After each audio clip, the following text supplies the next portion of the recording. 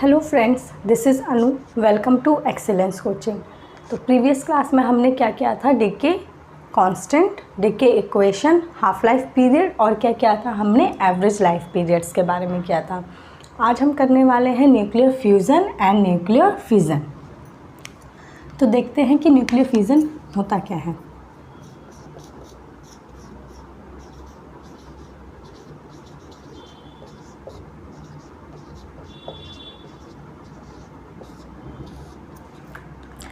Fusion का मतलब ही है कोई दो चीज़ एक दूसरे में क्या हो रही है, फ्यूज़ हो रही है। क्या है ये, इट इज़ द रिएक्शन, ये क्या हो गया आपका नाभिकीय संलयन।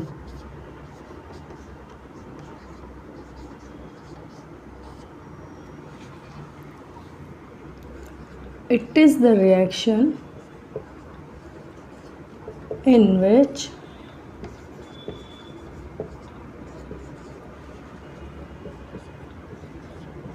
two lighter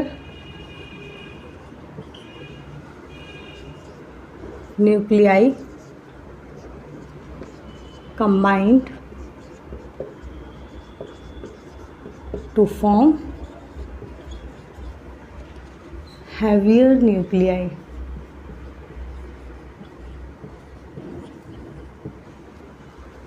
With release of large amount of energy.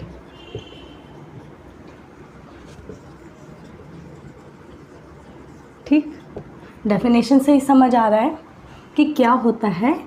इसमें दो लाइटर न्यूक्लियाई कंबाइन होके, दो या दो से ज़्यादा लाइटर न्यूक्लियाई जो होते हैं वो कंबाइन करके क्या बनाते हैं, हैवियर न्यूक्लियाई बनाते हैं और साथ में क्या एमिट करते हैं, लार्ज अमाउंट ऑफ एनर्जी। ठीक है, एक लार्ज अमाउंट ऑफ एनर्जी निकलती है। हिंदी में बोलेंगे तो दो हल्के नाभिकीय जो होते हैं, दो हल्के नाभिकीय जो होते हैं एक दूसरे के संग कंबाइन करते हैं और क्या बनाते हैं, एक भारी नाभिकीय बना देते हैं। ठीक है, और साथ में क्या निकालते हैं, बहुत सारी एनर्जी निकालते हैं। तो अगर इसके हम रिएक्शन को देखें तो क्या होता है, इसमें हाइड्रोजन जो होता है, ठीक है, लाइटर है ये हाइड्रोजन क्या होता है, लाइटर है ना ये हाइड्रोजन, और ऐसे दो तीन हाइड्रोजन, 4 लिखा है ना, तो 4 हाइड्रोजन कंबाइन करके क्या बनाएंगे, आपका हीलियम बनाएंगे। इसमें जो आपका हैवी न्यूक्लियाई होता है वो होता है हीलियम। हाइड्रोजन किस में कन्वर्ट हो जाता है, हीलियम में। ठीक, साथ में क्या बनता है, E positive 0 plus 2 neutrino plus amount निकलती है एनर्जी की, जो कि ऑलमोस्ट आपकी क्या होती है, 26 मेगा इलेक्ट्रॉन वोल्ट। इतनी लार्ज अमाउंट एनर्जी निकलती है। तो ये होता है हाइड्रोजन किस में हो जाता है, लाइटर न्यूक्लियाई किस में चेंज हो जाता है, हैवी न्यूक्लियाई में। जहाँ पे भी आपको हाइड्रोजन से हीलियम दिखें, आपके प्रीवियस ईयर में क्वेश्चन ज़्यादातर पूछे गए हैं फ्यूज़न और फिज़न के ऊपर, रिएक्शन दे दी गई और पूछा गया ये फ्यूज़न है या फिज़न। तो जनरली आपको जहाँ पे भी हाइड्रोजन से हीलियम दिखाई दे तो वो फ्यूज़न है। क्लियर है, हाइड्रोजन से हीलियम फ्यूज़न है आपका। अच्छा, इसके बाद इसका हम एग्ज़ाम्पल देखते हैं। हाइड्रोजन बॉम्ब बेस्ट एग्जाम्पल है। ये भी प्रीवियस ईयर में पूछा गया कि हाइड्रोजन बॉम्ब में कौन सा रिएक्शन होता है, फ्यूज़न या फिर फिज़न। तो क्या होता है आपका फ्यूज़न। इसके अलावा सोर्स ऑफ सन्स एनर्जी, सन से हमें एनर्जी मिलती है, हीट मिलती है। तो सन में कौन सा रिएक्शन होता है आपका, न्यूक्लियर फ्यूज़न होता है। जो सन का कोर होता है, जो सेंटर होता है, जहाँ न्यूक्लियस होता है, वहाँ पे कौन सा होता है, न्यूक्लियर फ्यूज़न होता है। ठीक, न्यूक्लियर फ्यूज़न होता है जिससे हमें क्या मिलती है, लार्ज अमाउंट ऑफ हीट मिलती है। उसमें क्या होता है, हाइड्रोजन किस में चेंज हो जाता है, हीलियम में। क्लियर। हाइड्रोजन बॉम्ब का अगर हम देखें रिएक्शन तो क्या होता है, इसमें ड्यूटेरियम यहाँ डी लिख लो हाइड्रोजन का, ड्यूटेरियम और क्या होता है ट्रीटियम, कंबाइन करता है ये दोनों ही। ड्यूटेरियम और ट्रीटियम क्या है, हाइड्रोजन के आइसोटोप है। हाइड्रोजन हो या फिर हाइड्रोजन के आइसोटोप कंबाइन करके क्या दें आपको, हीलियम, तो वो है आपका न्यूक्लियर फ्यूज़न। क्लियर है, ड्यूटेरियम और ट्रीटियम ये कंबाइन हो जाएंगे, दो लाइटर न्यूक्लियाई हैं, कंबाइन करके आपको दे देंगे हीलियम और देंगे ये न्यूट्रॉन 0 से 1 और देंगे साथ में एनर्जी। ठीक है, एनर्जी ज़रूर आएगी इसमें, ध्यान रखना है, फ्यूज़न हो या फिज़न हो एनर्जी रिलीज़ होती है। ठीक है, तो ये कंबाइन आपका फ्यूज़न के बारे में है, सब कुछ कवर कर दिया है। ठीक है, तो ये रिएक्शंस याद रखनी है आपको। हाइड्रोजन से हीलियम क्वेश्चन पूछा जाएगा तो पता होना चाहिए। हाइड्रोजन बॉम्ब क्या है, आपका फ्यूज़न होता है, सन एनर्जी फ्यूज़न होता है, और ये एग्जाम्पल भी आपको पूछा गया है पेपर में। क्लियर, तो याद रखना है ये सारा फ्यूज़न में है। अब करते हैं हम न्यूक्लियर फिज़न। दूसरा रिएक्शन कौन सा होता है, न्यूक्लियर फिज़न, यानी कि नाभिकीय विखंडन।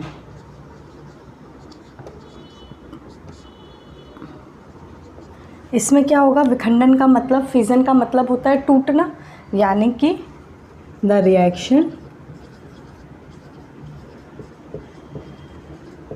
इन विच a heavy nucleus splitting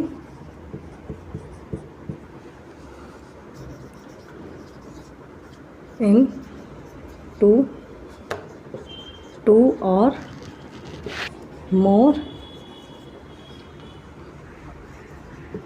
lighter nuclei with large amount of energy।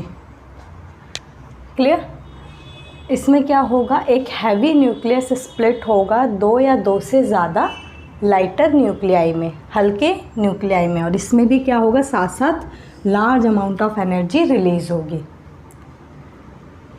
With release of large amount of energy, energy दोनों में ही रिलीज़ होगी, फ्यूज़न हो या फिज़न हो। ठीक है, तो दोनों को याद रखना है। इसमें अगर हम एग्जांपल की बात करें, रिएक्शन जो होती है इसमें, ये होता है यूरेनियम 23592 जो कि एक रेडियो एक्टिव है। ठीक है,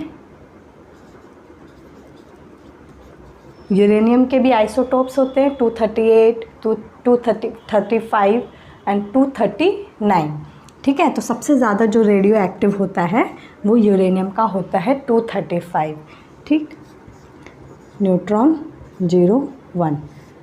अब ये क्या होगा, एक हैवी न्यूक्लियस है, हैवी न्यूक्लियस है, ये स्प्लिट होगा लाइटर न्यूक्लियस में। तो ये जो स्प्लिट होता है ये होता है बेरिलियम में और क्रिप्टॉन में, और साथ में निकलती है लार्ज अमाउंट ऑफ एनर्जी, साथ में निकलते हैं न्यूट्रॉन्स और निकलती है साथ में एनर्जी। तो ये हो गया आपका 36, 89, 56, 144। बेरियम एंड क्रिप्टॉन, जहाँ पे भी आपको ये रिएक्शन दिखे और इस रिएक्शन से रिलेटेड क्वेश्चन पूछा जाए तो वो आपका एग्जाम्पल किसका है, फिज़न का है।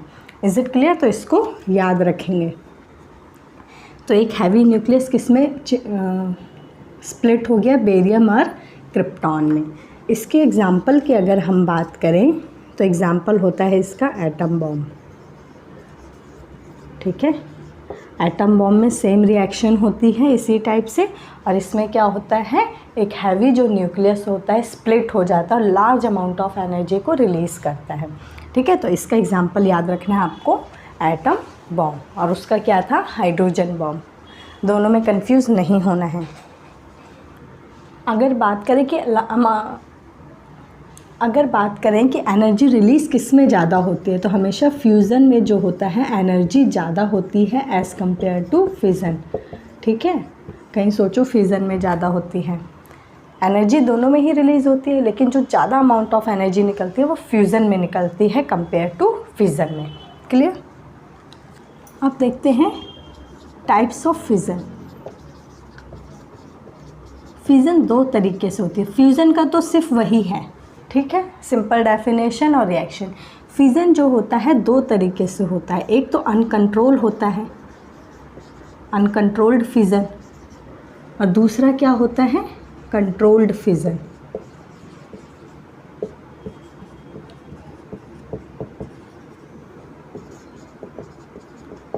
अनकंट्रोल्ड फिज़न का आपका एग्जाम्पल क्या हो गया, एटम बॉम्ब। इसमें आपका अनकंट्रोल एनर्जी निकलेगी, बहुत ही लार्ज अमाउंट ऑफ एनर्जी निकलेगी, ठीक है। और फिज़न क्या होता है, कंटिन्यू।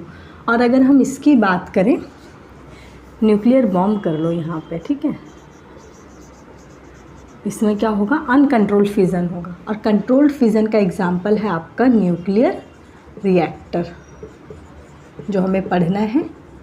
न्यूक्लियर रिएक्टर क्या होता है, इसमें एक कंट्रोल फिज़न होता है, फिज़न होता है लेकिन वो कंट्रोल होता है।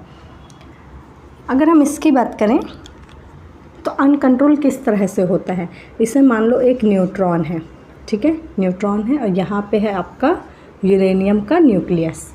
ये न्यूट्रॉन इससे टकराएगा,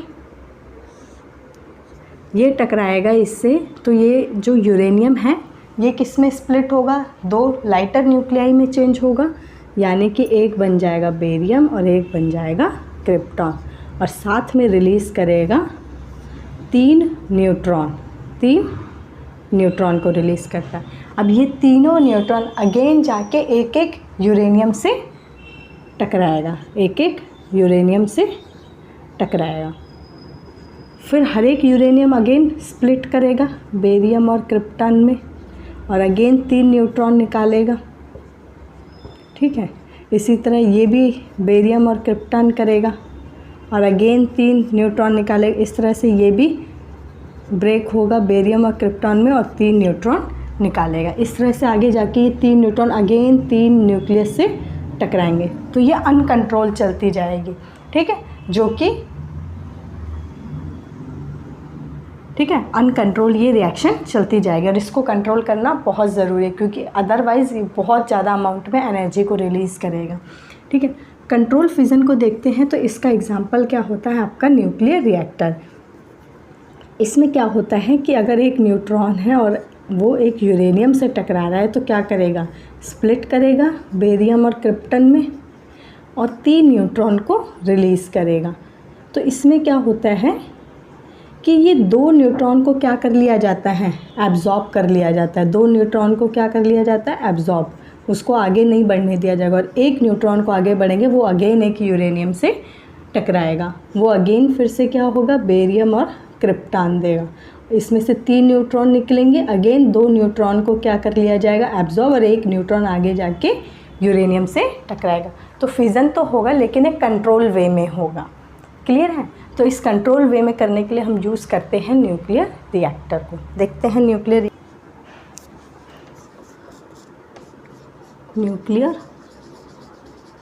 रिएक्टर।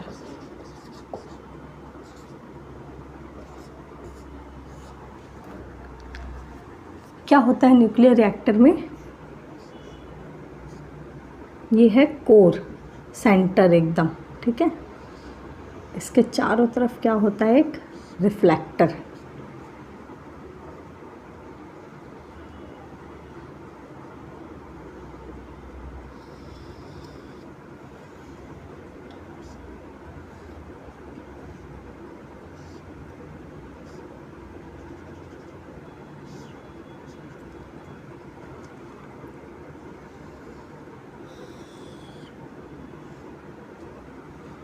ठीक, ये हो गया आपका रिफ्लेक्टर।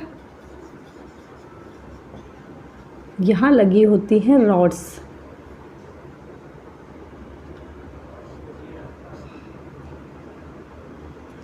ये हो गया आपकी कंट्रोल रॉड्स। और इस कोर के अंदर क्या लगा होता है, यूरेनियम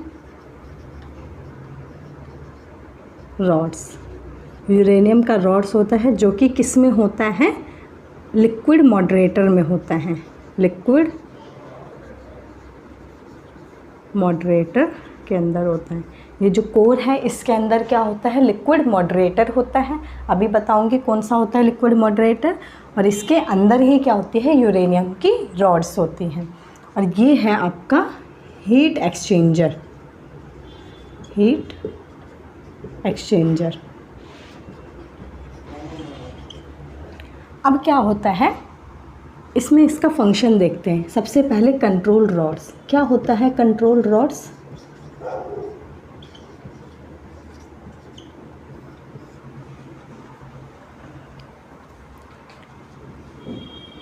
ये क्या करता है, एब्जॉर्ब करता है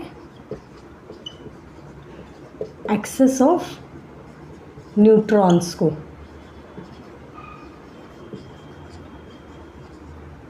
एक्सेस ऑफ न्यूट्रॉन्स को। अभी मैंने बताया जो रिएक्शन होती है उसमें 3 न्यूट्रॉन निकलते हैं और अगेन आगे जाके एक एक न्यूक्लियस से टकराते हैं। तो उसमें क्या क्या कर दिया जाता है, 2 न्यूट्रॉन्स को एब्जॉर्ब कर लिया जाता है। तो वो एब्जॉर्ब कौन करता है, कंट्रोल रॉड्स करता है। ठीक है, जो एक्सेस ऑफ न्यूट्रॉन्स होते हैं उसमें से एक ही न्यूट्रॉन को आगे बढ़ने दिया जाता है, 2 को एब्जॉर्ब कर लेते हैं। वो कौन करता है, कंट्रोल रॉड्स करता है। इससे क्या होता है, और ये किसके बने होते हैं, जनरली कैडमियम का। ठीक है, ये दोनों ही पॉइंट नोट डाउन कर लेंगे क्योंकि क्वेश्चन पूछा जाता है कि एब्जॉर्ब कौन करता है एक्सेस ऑफ न्यूट्रॉन्स को, या फिर कंट्रोल रॉड्स का पूछ लिया जाता है कि क्या वर्क करता है। तो क्या करता है, एब्जॉर्ब करता है एक्सेस ऑफ न्यूट्रॉन्स को। और जनरली ये किसका बना होता है, कैडमियम का। क्लियर। नेक्स्ट देखते हैं सेकंड आपका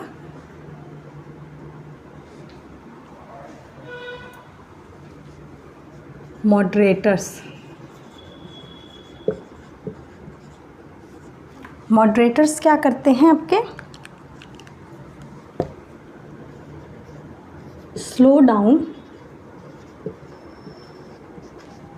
द स्पीड या फिर वेलोसिटी ऑफ न्यूट्रॉन्स। न्यूट्रॉन्स क्या होता है, काफ़ी हाई स्पीड में आता है, तो उसकी स्पीड को स्लो डाउन करता है, कम करता है उसकी स्पीड को। कौन करता है, मॉडरेटर्स करते हैं। ठीक है, तो मॉडरेटर का क्या काम है, न्यूट्रॉन्स की स्पीड को कम करना। और जनरली हम कौन से मॉडरेटर्स का यूज़ करते हैं, इसमें वाटर होता है या फिर आपका हैवी वाटर होता है, हैवी वाटर यानी कि D2O। और क्या यूज़ होता है, जनरली ग्रेफाइट की रॉड्स। ठीक है, जनरली आपका हैवी वाटर या फिर ग्रेफाइट की रॉड्स का यूज़ किया जाता है। ये दोनों ही न्यूट्रॉन्स की स्पीड को कम कर देता है। अब क्या होता है, जैसे ही न्यूट्रॉन आता है, न्यूट्रॉन आएगा तो ये कंट्रोल रॉड्स क्या होगा, उसकी स्पीड को एक्सेस ऑफ न्यूट्रॉन्स को क्या कर लेगा, पहले तो एब्जॉर्ब कर लेगा। और जो न्यूट्रॉन आगे जा रहा है उसको जो लिक्विड मॉडरेटर है वो क्या करेगा, उसको स्पीड को कम कर देगा। फ्यूज़न तो होगा लेकिन स्पीड को कम कर देगा। अब यहाँ पे क्या होगी, लार्ज अमाउंट ऑफ हीट निकलनी शुरू हो जाएगी। तो यहाँ जाके यहाँ पे हो गया आपका हीट एक्सचेंजर। हीट एक्सचेंजर से क्या होता है, इसमें होता है liquid sodium, liquid sodium. Heat exchanger में क्या होता है, लिक्विड सोडियम। यहाँ से जो हीट रिलीज़ होगी, फिज़न होगा, फिज़न होगी तो हीट रिलीज़ होगी, हीट रिलीज़ होगी तो ये यहाँ पे जाएगा और यहाँ पे क्या होता है, turbine, steam turbine. Heat release होगी तो क्या होगा, स्टीम निकलेगा। इसमें जो लिक्विड सोडियम है उसकी वजह से क्या होगा, स्टीम निकलेगा। और स्टीम की वजह से क्या होगा, वो टरबाइन रोटेट करने लगेगा। और टरबाइन रोटेट करेगा तो क्या जनरेट होगी, इलेक्ट्रिसिटी। सिंपल। यहाँ से न्यूट्रॉन आएगा, न्यूट्रॉन से क्या होगा, यहाँ पे फिज़न रिएक्शन शुरू हो जाएगी। ठीक, फिज़न रिएक्शन शुरू होगी तो यहाँ पे आएगी हीट। हीट एक्सचेंजर में क्या होता है, लिक्विड सोडियम, वहाँ पे हीट स्टीम प्रोड्यूस होगी। और स्टीम प्रोड्यूस होने की वजह से क्या होगा, टरबाइन रोटेट करेगा। और टरबाइन के रोटेट होने से क्या प्रोड्यूस होगी, इलेक्ट्रिसिटी। तो मेनली हम न्यूक्लियर रिएक्टर का यूज़ किस लिए करते हैं, टू जनरेट इलेक्ट्रिसिटी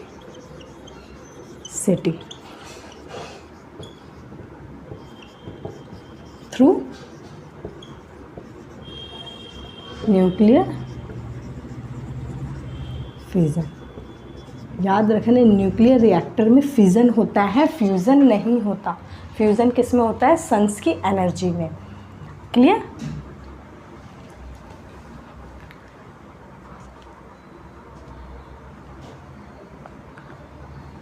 तो आपने यहाँ पे दो चीज़ देखी कि एक कंट्रोल फिज़न होने के लिए, अनकंट्रोल तो अनकंट्रोल हो जाएगा, लेकिन कंट्रोल फिज़न होने के लिए एक तो एक्सेस ऑफ न्यूट्रॉन्स को एब्जॉर्ब होना ज़रूरी है, सभी न्यूट्रॉन्स को आपको नहीं आगे बढ़ने देना है, और दूसरा जो न्यूट्रॉन आगे जा रहा है उसकी स्पीड कम होनी चाहिए। ठीक है, ये दो कंडीशन होने चाहिए रिएक्शन होने के लिए, फिज़न कंट्रोल होने के लिए।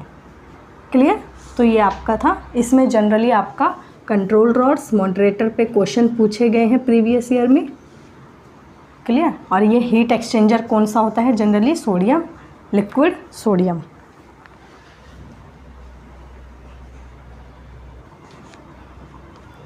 अब कर लेते हैं कुछ क्वेश्चंस। ठीक है, देखते हैं। The large amount of energy released in atomic explosion is due to. जितने भी एटॉमिक एक्सप्लोजन होते हैं उसमें लार्ज अमाउंट ऑफ एनर्जी निकलती है। वो लार्ज अमाउंट ऑफ एनर्जी क्यों निकलती है? रिलीज ऑफ न्यूट्रॉन्स या एप्रिशिएबल लॉस ऑफ मास। क्यों निकलती है? असल में वहाँ पे लॉस ऑफ मास होता है। ठीक है, जो मास होता है उसका क्या होता है? लॉस। तो correct answer is appreciable loss of mass. उसकी वजह से क्या निकलती है? एनर्जी निकलती है। Clear? Next, artificial fuel for nuclear reactor. Nuclear reactor में फ्यूल भी यूज़ होगा। ठीक है, फ्यूल जो यूज़ होता है वो कौन सा होता है? यूरेनियम 235, प्लूटोनियम 239 या फिर यूरेनियम 238। कौन सा फ्यूल यूज़ होगा आर्टिफिशियल फ्यूल में? देखो 238 तो नहीं होगा। ठीक है, जो यूरेनियम का रेडियो एक्टिव आइसोटोप है वो है 235। रिएक्टर में जो यूज़ होता है यूरेनियम 235, लेकिन यहाँ पे यूरेनियम 235 भी है और प्लूटोनियम भी है। ये दोनों ही आर्टिफिशियल फ्यूल की तरह यूज़ होता है, दोनों ही फ्यूल की तरह यूज़ होता है। लेकिन जो ये यूरेनियम है ना, ये काफ़ी ज़्यादा रेडियो एक्टिव होता है, तो इसका यूज़ बड़े बड़े पावर प्लांट में होता है, बड़े बड़े पावर प्लांट में होता है ये भी। अगर इन दोनों में से कोई एक ऑप्शन दिया है तो आप उस पर करेक्ट करेंगे। अगर ये आपको दोनों ही ऑप्शन दिए हैं तो प्लूटोनियम पे करेंगे, क्योंकि न्यूक्लियर रिएक्टर में जो यूज़ होता है वो होता है प्लूटोनियम 239। क्लियर? और ये आर्टिफिशियल फ्यूल है और ये नेचुरल है। ये नेचुरली हमारे एनवायरनमेंट में मिलता है और ये सिंथेटिकली बनाया गया, आर्टिफिशियली बनाया गया। तो इसका यूज़ न्यूक्लियर रिएक्टर में होता है, इसका यूज़ बड़े बड़े पावर प्लांट में होता है। Is it clear? तो ये दोनों ही फ्यूल हैं, और आर्टिफिशियल है ये और ये है नेचुरल। क्लियर? नेक्स्ट क्वेश्चन देखते हैं, 2004 में आया है, कंप्लीट द रिएक्शन। इस टाइप के क्वेश्चन काफ़ी पूछे गए हैं। ठीक है, तो आप प्रैक्टिस करेंगे, जितने ज़्यादा होंगे। बहुत इजी क्वेश्चन है, बार बार करा के कोई फ़ायदा नहीं है। आपको बैलेंसिंग करनी आनी चाहिए। ठीक, बैलेंसिंग करेंगे तो ईजिली ये क्वेश्चन अटेंड हो जाएंगे। अब यहाँ पे देखिए, 7 नाइट्रोजन 14 एंड 0 न्यूट्रॉन 1, ये हो गया आपका एटॉमिक मास और ये हो गया एटॉमिक नंबर। अब इनको बैलेंस कर दो सिंपली। 14 + 1 कितना हो गया? 15। और यहाँ पे क्या, एक निकल गया हाइड्रोजन। ठीक है, हाइड्रोजन के संग एक निकल गया तो कितना बचा? 14 ही बचा ना। 14 और 1 15, 14 और 1 15। जैसे हम केमिकल रिएक्शन को बैलेंस करते हैं उसी तरह से यहाँ पे इस रिएक्शन को भी बैलेंस करना है, न्यूक्लियर रिएक्शन को। क्लियर? और यहाँ पे है 7 और यहाँ पे है 0। ठीक, यानी टोटल एटॉमिक नंबर कितना हो गया? 7। अब हम इधर की साइड देखते हैं तो यहाँ पे एक तो निकल गया, एक एटॉमिक नंबर निकल गया, तो हमें कितना और लेना पड़ेगा? 6 और 1 कितना हो गया? 7, और यहाँ पे भी हो गया 7। बात समझ आई? 14 और 1 15, 14 और 1 15। यहाँ पे टोटल हो गया एटॉमिक नंबर 7, तो यहाँ पे भी हमें 7 करना पड़ेगा। तो एक एटॉमिक नंबर तो हाइड्रोजन का चला गया, बाकी बचा 6। तो करेक्ट आंसर कौन सा होगा? देखो यहाँ पे कार्बन, यहाँ लगा देंगे कार्बन। Is it clear? तो ऑप्शन देख के आप पता कर लेंगे, और आपको सिंपल बैलेंसिंग आना चाहिए इसमें। और ऐसे क्वेश्चन काफ़ी पूछे गए हैं। क्लियर। तो बस इसी टाइप के क्वेश्चन, इजी क्वेश्चन आपसे पूछे गए हैं न्यूक्लियर रिएक्शन पे, फ्यूज़न और फिज़न पे। और स्पेशली कौन से क्वेश्चन पूछे गए जो मैंने आपको दोनों रिएक्शन लिखवाई है, फ्यूज़न की हो या फिज़न की। और आपसे एग्जाम्पल पूछे गए हैं, एटम बॉम्ब किसका एग्जाम्पल है या हाइड्रोजन बॉम्ब किसका एग्जाम्पल है। तो इस टॉपिक से रिलेटेड बस इतना ही पूछा गया है आपसे, और इसके और भी क्वेश्चंस की प्रैक्टिस जब ये यूनिट ख़त्म हो जाएगी तब करवाएंगे। इनफैक्ट ये यूनिट भी आपकी ख़त्म हो गई है। आइसोटोप्स, आइसोबार्स और आइसोटोन्स, ये रह गए हैं, ठीक है। और बहुत ही इजी है। आइसोटोप्स क्या होता है? जिसका एटॉमिक नंबर सेम हो, एटॉमिक नंबर सेम हो, और मास नंबर, एटॉमिक मास क्या हो, डिफरेंट। मैं सब कवर करा दे रही हूँ ऑलमोस्ट आपको, ठीक। एटॉमिक मास क्या हो आपका, डिफरेंट। आइसोटोप्स हिंदी मीडियम में समझ रहे हैं ना। एटॉमिक नंबर क्या होता है, परमाणु संख्या और परमाणु द्रव्यमान, ये दोनों ही चीज़ हैं। संख्या अगर सेम हो और द्रव्यमान डिफरेंट हो तो वो होता है आपका आइसोटोप्स। अगर हम इसके एग्जाम्पल की बात करें तो एग्जाम्पल मुझे आप बताएंगे, आप सभी मुझे इन तीनों के एग्जाम्पल्स बताएंगे, क्लियर। आइसोबार्स क्या होता है, जस्ट इसका अपोजिट कर दो। एटॉमिक नंबर क्या होगा आपका, डिफरेंट, एंड एटॉमिक मास क्या होगा आपका, सेम।